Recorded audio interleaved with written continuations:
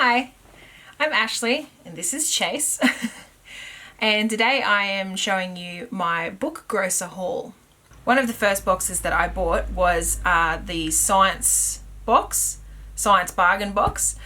Now they have mystery boxes of various genres. They also have mystery boxes that are just sort of like a mixture, but they're all for $100 each. And depending on what category you choose, you can get up to like between 10 and 30 books, depending on which category you choose. So one of the first boxes that I chose was the Science box. And it came with The Wasp That Brainwashed the Caterpillar, Wonders Beyond Numbers, A Brief History of All Things Mathematical, It's About Time. Now there was a good mixture of soft cover and hardcover amongst all of these. And they're sort of various topics as well. So you'll see as I pull them out which ones are which. So obviously hardcover, soft cover. Beyond Infinity, An Expedition to the Outer Limits of Mathematics. Papa Goose, 1 Year, 7 Goslings and the Flight of My Life.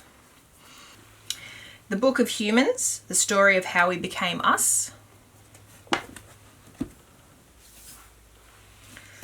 Science in the Soul by Richard Dawkins. Anyone who has any knowledge of science, especially in America, would probably recognize the name Richard Dawkins. Your Superstar Brain, Unlocking the Secrets of the Human Mind. Earth, A Journey Through Time, which has beautiful pictures in it, and it's a soft cover, but it's a larger, thin book. Running out of room.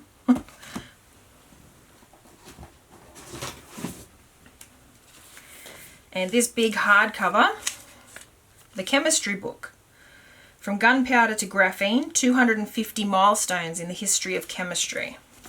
Why? What makes us curious? Eureka, Discovering Your Inner Scientist. The Origins of the Future by John Gribben.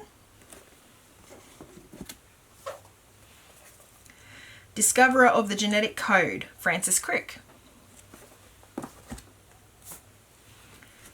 The Genius in All of Us, Why Everything You've Been Told About Genetics, Talent and Intelligence is Wrong. What a Wonderful World, Life, the Universe and Everything in a Nutshell. Bedbug, which is another one with really nice pictures. No Need for Geniuses, Revolutionary Science in the Age of the Guillotine. And a new scientist book, A Journey Through the Universe.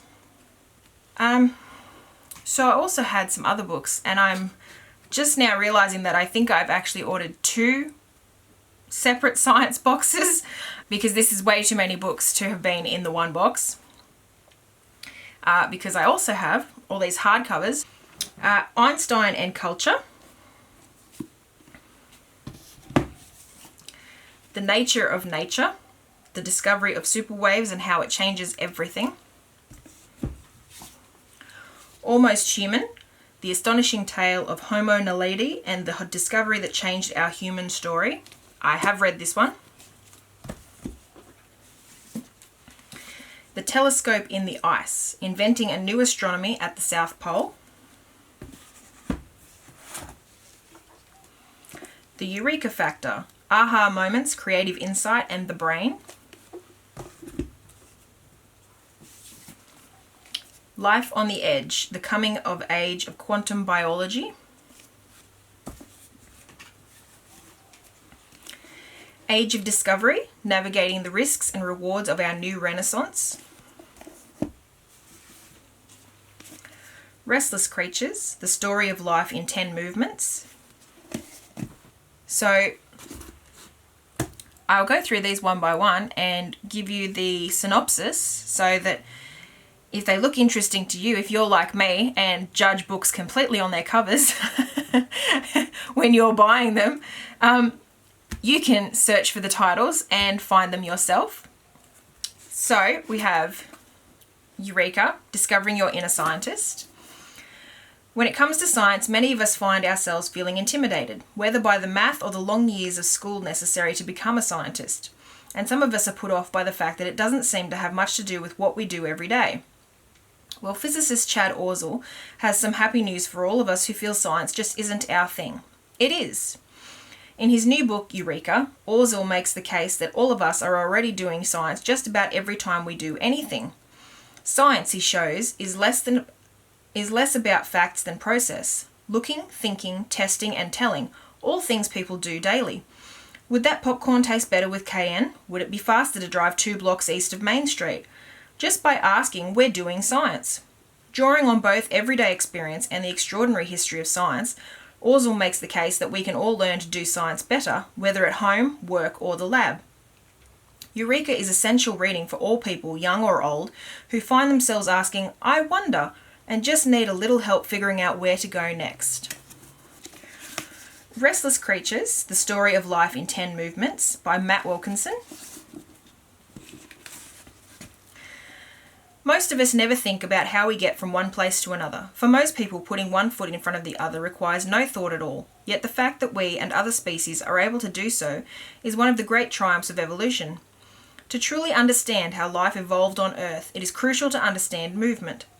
Restless Creatures makes the bold new argument that the true story of evolution is the story of locomotion, from the first stirrings of bacteria to the amazing feats of Olympic athletes.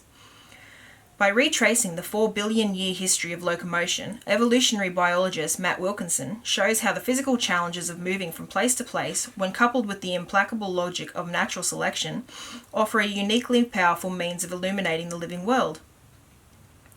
Whales and dolphins look like fish because they have been moulded by the constraints of underwater locomotion. The unbending physical needs of flight have driven bats, birds, and pterodactyls to evolve strikingly similar anatomies. Movement explains why we have opposable thumbs, why moving can make us feel good, how fish fins became limbs,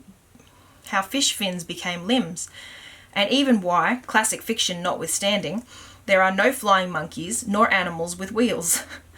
Even plants aren't immune from locomotion's long reach. Their seeds, pollen, and very form are all determined by their aptitude to disperse. From sprinting cheetah to spinning maple fruit, soaring albatross to burrowing worm, crawling amoeba to running human, all are the way they are because of how they move. There is a famous saying, nothing in biology makes sense unless in the light of evolution. As Wilkinson makes clear, little makes sense unless in the light of locomotion. A powerful yet accessible work of evolutionary biology, Restless Creatures is the essential guide for understanding how life on Earth was shaped by the simple need to move from point A to point B. Papa Goose, 1 Year, 7 Goslings and the Flight of My Life by Michael Quetting. A scientist's life is changed forever when he is put in charge of raising 7 goslings for flight research. Michael Quetting is exhausted and covered in goose shit. One moment a gosling is sleeping soundly under his sweater, and the next there's one tugging at his shoelaces. Being father to a gaggle of goslings that won't let you out of their sight is a full-time job.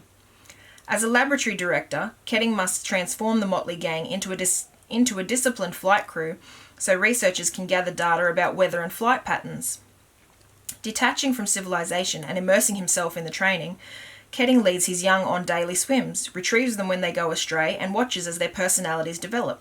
Feisty, churlish, lovable, while solving problems such as how to roll down the runway without running the geese over before they even get airborne.